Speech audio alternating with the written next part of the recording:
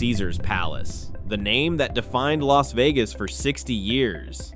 The iconic fountains catching desert light, the Roman statues standing guard, the towering columns framing an entrance that's been photographed more than any other facade on the Strip. The brand so powerful, so synonymous with Vegas itself, that for generations going to Caesars meant going to Las Vegas. But Caesars isn't just a palace, it's an empire.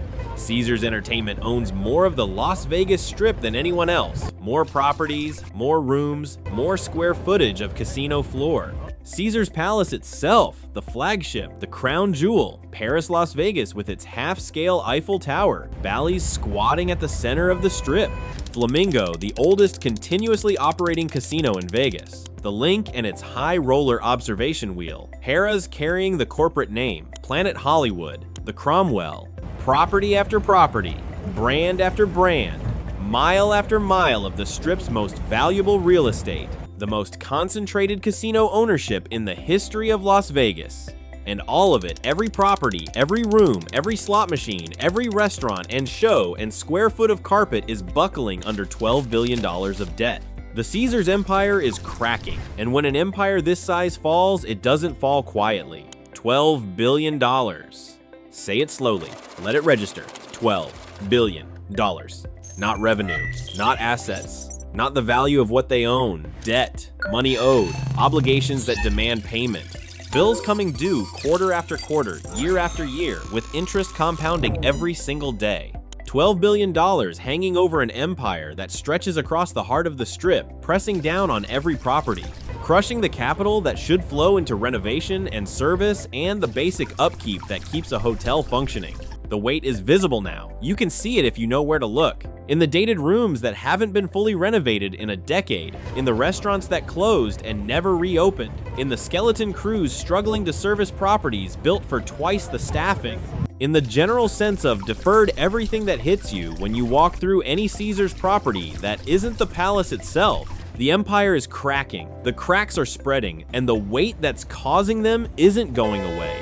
Today I'm showing you the Caesars problem. How the largest casino empire on the Strip became the most indebted, the private equity deals and leveraged buyouts that loaded this company with obligations it may never escape, the financial engineering that made bankers rich and left properties gasping, why that debt is now crushing properties you've probably stayed in, the investment that should be flowing into these buildings where it's going instead, the deterioration that debt service produces when it goes on long enough, and what happens when the weight becomes too much to carry, the options that don't exist, the reckoning that's coming, the failure scenario that seemed unthinkable until you look at the math, the iconic brand, the crumbling reality, the $12 billion anchor dragging the whole empire toward the bottom. If you're new here, I expose the empires behind the illusion, not the brand mythology, not the Roman columns and the fountain shows and the marketing that promises luxury, the actual economics, the debt loads that determine what gets invested and what gets starved,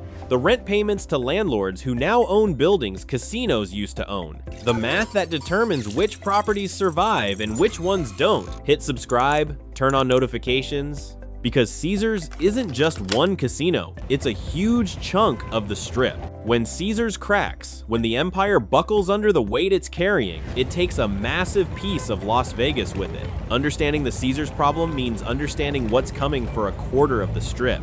Let me show you the weight this empire is carrying. Let me show you how it got here. The debt that accumulated through mergers and buyouts and private equity engineering. The decisions made in boardrooms by people who extracted billions and left the operating company holding the bag. The number is so large it stops feeling real. $12 billion exists in the realm of abstraction, government budgets, and GDP statistics and numbers too big for human intuition. But it's very real. It accrues interest every single day. It demands payment every single quarter, and it's squeezing the life out of properties you've walked through. How does a casino empire end up $12 billion in debt? Private equity happened, the leveraged buyout playbook that reshaped American business in the 2000s. The financial engineering that turned healthy companies into debt-laden shells while bankers extracted billions in fees. Apollo Global Management and TPG Capital, names you've probably never heard but should. In 2008, they completed the buyout of Harrah's Entertainment, the company that would become Caesars, for roughly $30 billion. $30 billion for a casino company. Where did that money come from?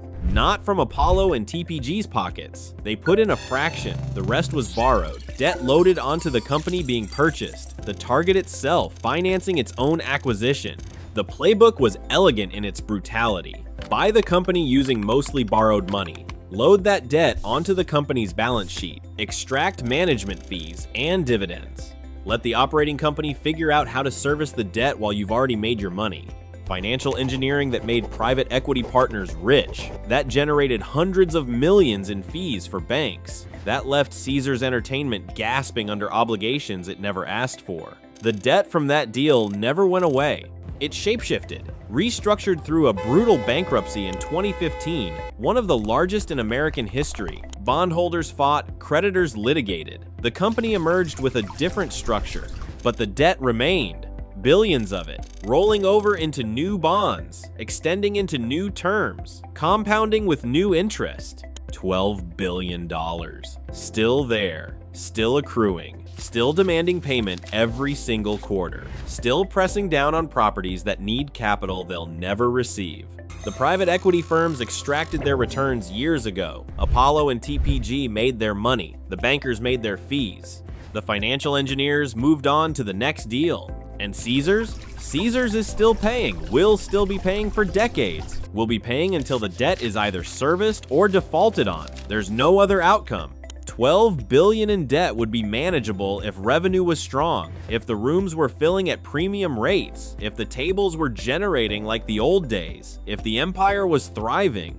But walk through any Caesars property today, not as a tourist seeing the lights, as someone paying attention.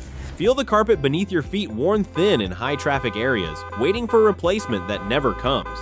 See the fixtures in your room brushed nickel from 15 years ago, functional but dated, whispering that no one has invested here in a long time. Notice the hallways, the wallpaper starting to peel at the edges, the lighting dimmer than it should be, the sense that maintenance is always behind. Count the closed restaurants, the skeleton crews at the front desk, the 45-minute wait for a drink on the casino floor, the general sense of deferred everything that accumulates when capital goes to creditors instead of properties. The debt isn't just sitting on the books as an accounting abstraction, it's strangling the properties. It's visible in every corner that's been cut, every renovation that's been postponed, every service that's been thinned. Every dollar that should go to maintenance, to renovation, to service, to making these properties competitive, it goes to debt service instead, to interest payments, to principal obligations, to banks and bondholders who don't care what the carpet looks like. The empire is being bled to feed the debt. And the bleeding shows. Walk any Caesars property with open eyes and you'll see it. The cracks are everywhere. Walk the Caesars portfolio with me, property by property, brand by brand. These aren't just casino names on a corporate org chart. They're pieces of Las Vegas history, properties that generations of tourists have memories in. Hotels where people got married, celebrated anniversaries, rang in New Year's, had the Vegas experiences they still talk about decades later. Your parents might have stayed at Flamingo, your college friends might have done a bachelor party at Paris, you might have memories at Bally's or Harrah's or the Palace itself. And one by one, these properties are deteriorating, the weight of $12 billion pressing down on each one, the investment that should be flowing into them diverted to creditors instead. Let me show you what's cracking. Start with the flagship, Caesars Palace itself, the property that defines the brand, the reason the empire exists. The Roman columns towering over Las Vegas Boulevard, the fountains dancing in the desert heat, the forum shops stretching endlessly beneath painted sky ceilings. The iconic entrance that's been the backdrop for 1 million tourist photos. The palace still looks impressive from the outside. The facade is maintained because the facade is marketing. First impressions matter. The exterior gets the investment because the exterior sells the rooms. But walk inside. Walk past the high-traffic tourist areas where the cameras are always rolling into the towers. Through the hallways, into the rooms where guests actually sleep, rooms that haven't been fully renovated in a decade, bathrooms with tile patterns from the mid-2000s, furniture that's been refreshed, new linens, new pillows, but not replaced. The bones unchanged, the fixtures aging, the sense that you're staying in a museum of what this property used to be. The ghost of luxury past, the promise of the brand not quite matching the reality of the room. The Palace is coasting on reputation, on the brand equity built over 60 years of being the most famous casino in the world. Guests book Caesar's Palace because it's Caesar's Palace. The name sells itself. But brand equity doesn't last forever, not when the product doesn't match the promise, not when guests pay $400 for a room that feels like $200, not when the gap between expectation and experience grows wider every year. How long can you coast? How long before the reputation catches up to the reality? But Caesar's Palace at least still has the brand, still has the flagship status, still gets whatever investment priority means when you're drowning in $12 billion of debt.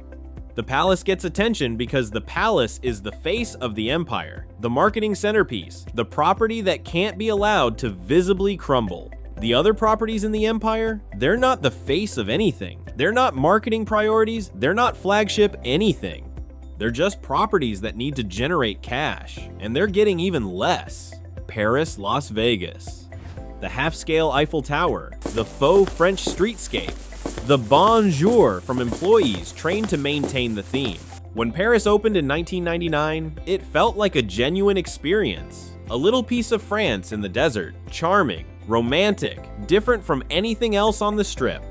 Walk through Paris now. The theme is fading. Not dramatically, not peeling paint and broken fixtures, just fading. The charm wearing thin, the novelty long gone. The restaurants closing one by one, the service thinning as staff gets cut. The rooms that were mid-tier when the property opened haven't meaningfully improved since. 25 years of inflation, 25 years of competition upgrading, and Paris is competing with the same product it had at launch.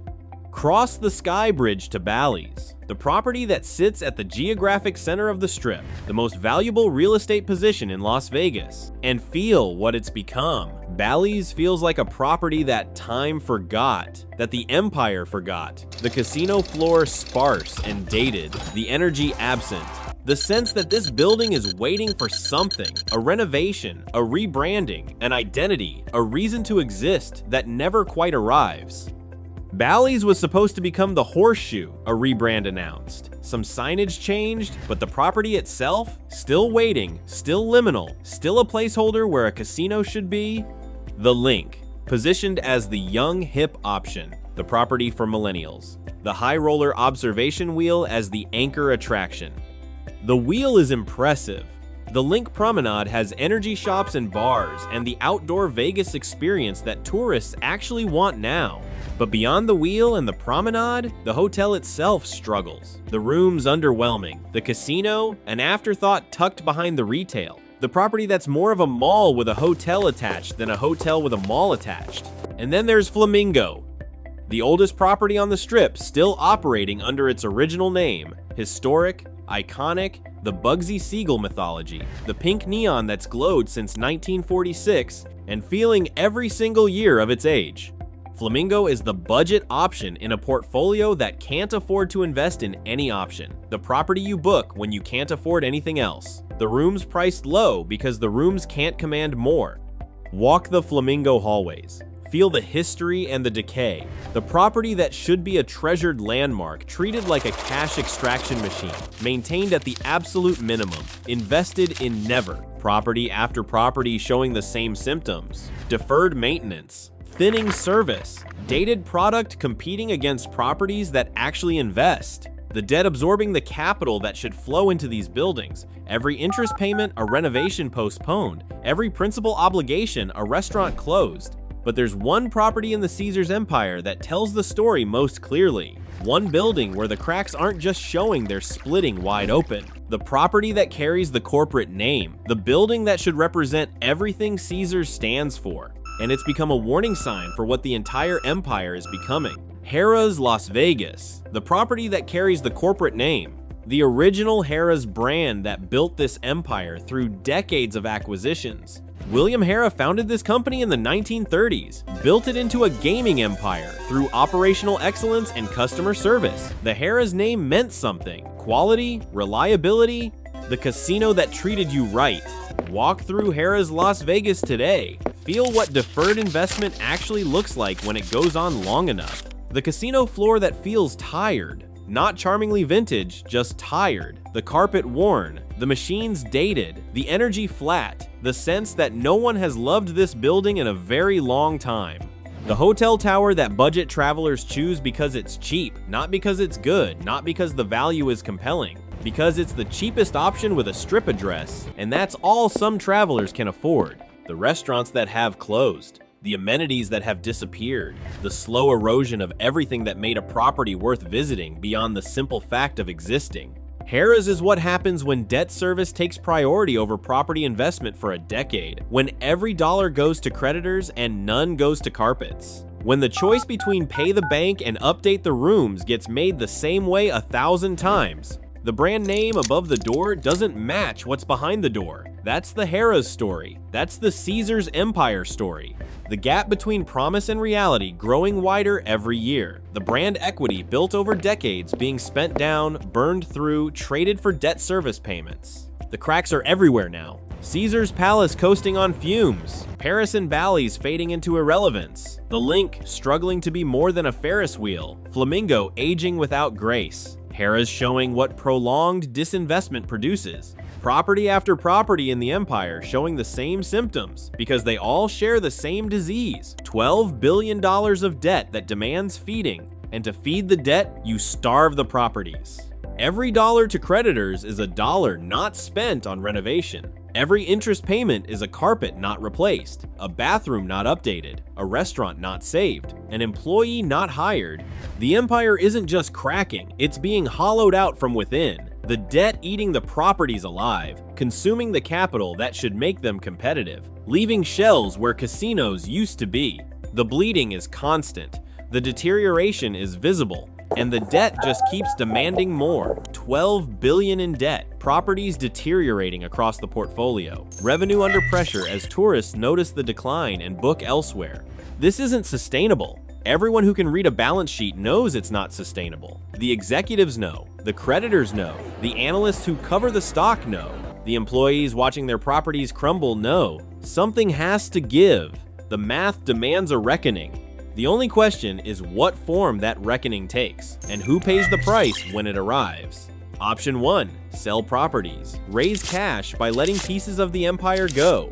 They've already done this, sold the real estate itself to VCI Properties, billions of dollars generated by turning ownership into tenancy. The buildings that Caesars built and operated for decades sold to a landlord. Now Caesars pays rent. The sale leaseback generated cash, short-term cash, cash that's long gone, now used to service debt, to cover operating losses, to keep the machine running another quarter.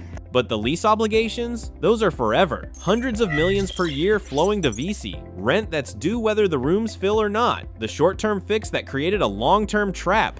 Sell more? What's left to sell? They don't own the real estate anymore. They own the operating rights. The brands, the licenses, the right to run casinos in buildings they rent. Sell the brands themselves? Piece out the empire property by property?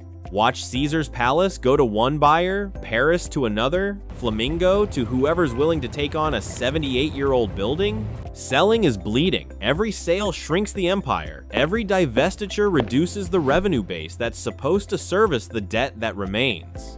Selling doesn't solve the problem. It just makes the empire smaller while the debt stays large. So what else? What other options exist when you're carrying $12 billion and your properties are crumbling and your customers are noticing? You cut. You cut deeper than you've already cut. You reduce costs until the math works or the properties stop functioning, whichever comes first. Option 2, cut costs further. Thin the staffing more. Defer even more maintenance. Squeeze harder. They've done this too. The skeleton crews you see at Caesars Properties, that's the result of a decade of cutting. The deferred maintenance, that's the result. The closed restaurants and reduced hours and vanished amenities, that's the result. The 45-minute waits for drinks, that's what happens when you cut cocktail staff to the bone. The dated rooms, that's what happens when renovation budgets go to debt service. The general sense of decay, that's what cutting produces. Cut more? Cut what? The front desk is already running at minimum staffing. Cut more and guests wait 30 minutes to check in. The housekeeping is already stretched. Cut more and rooms don't get cleaned between guests. The maintenance is already deferred. Defer more and things start breaking. Elevators, HVAC, the basic systems that keep a building operational. There's a floor, a minimum below which a hotel stops being a hotel and becomes a liability. Some Caesars properties are already scraping that floor. Cut deeper and they fall through it. And every cut accelerates the deterioration. Every service reduction drives away customers. Every visible sign of decay confirms that the empire is cracking and tourists book elsewhere. Cutting doesn't save the empire, it just makes the empire worse while the debt stays the same. Selling bleeds the empire, cutting destroys the product. What's left? What option remains when you can't shrink your way to health and you can't grow because growth requires capital you don't have? You restructure, you call the creditors, you admit the math doesn't work, you negotiate. It happened before, it could happen again. But restructuring isn't salvation, it's just a different shape for the same problem. Option 3, restructure the debt again. Caesars already went through bankruptcy in 2015, one of the largest restructurings in American corporate history. Creditors fought, bondholders litigated, lawyers billed hundreds of millions of hours. The company emerged with a different capital structure, and $12 billion still remained. Reshaped, extended, but present. Restructuring doesn't make debt disappear. It pushes payments out, reduces interest temporarily, converts some debt to equity, buys time.